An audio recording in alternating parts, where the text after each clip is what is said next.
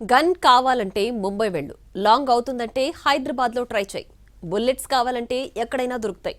ఇలాంటి డైలాగ్ సహజంగా సినిమాల్లో వింటుంటాం. కానీ ఇప్పుడు అనంతపురం పోలీసులు పట్టుకున్న ఒక గన్ గ్యాంగ్ను చూస్తే ఈ వ్యాపారం ఎంత జోరుగా సాగుతుందో అర్థమవుతుంది.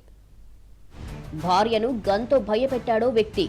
ఆ తుపాకీపై కూపీలాగితే డొంక మధ్యప్రదేశ్లో కదిలింది. అనంతపురంలోని విద్యుత్ నగర్కు చెందిన నల్లి రాజశేఖర్ రెడ్డి, మనీషా దంపతుల మధ్య తరచూ గొడవలు జరుగుతుండేవి. ఇదే క్రమంలో ఈ నెల 11న ఇద్దరికీ గొడవ జరిగింది. అయితే మనీషాను గన్తో బెదిరించాడు భర్త రాజశేఖర్. దీంతో ఆమె ఒక్కసారిగా వణికిపోయింది. ఆ తర్వాత కాస్త తేరుకున్న మనీషా మహిళా పోలీస్ స్టేషన్లో ఫిర్యాదు చేసింది. భర్త తుపాకీతో బెదిరించడం ఏంటని పోలీసులు కూపీలాగారు.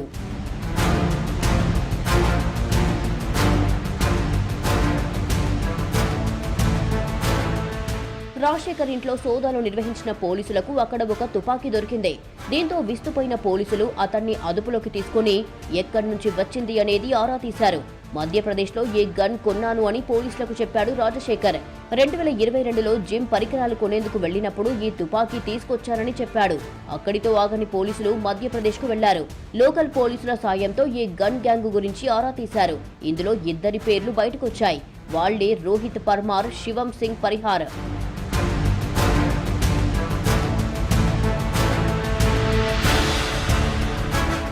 రోహిత్ పర్మార్, శివం సింగ్ పరిహార్ కొన్నాళ్లుగా గ్వాలియర్, మొరేనాలో తక్కువ ధరకు కంట్రీమేడ్ గన్స్, బుల్లెట్స్ కొనుగోలు చేసే వాటిని ఇతర రాష్ట్రాలకు అక్రమంగా సరఫరా చేస్తున్నట్లు పోలీసులు గుర్తించారు.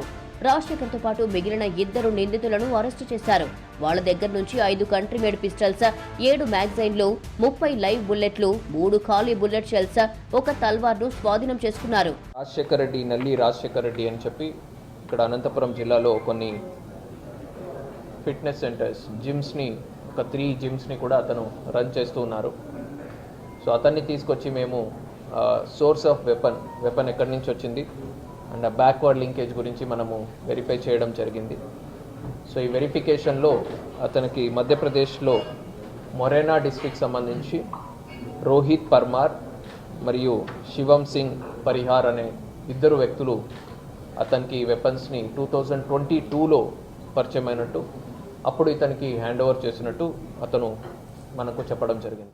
గన్ గ్యాంగ్ వ్యవహారం బయటపడడానికి రాజశేఖర్ భార్యే కారణం. భర్త తనను తుపాకీతో బెదిరించినా ఆమె ధైర్యంగా ఫిర్యాదు చేసింది. వెంటనే స్పందించిన పోలీసులు వీటికి బ్రేక్ వేశారు. లేకపోతే ఇలాంటి ఎన్ని గన్స్ ఇంకా ఎంతమంది చేతుల్లోకి వెళ్లేవో.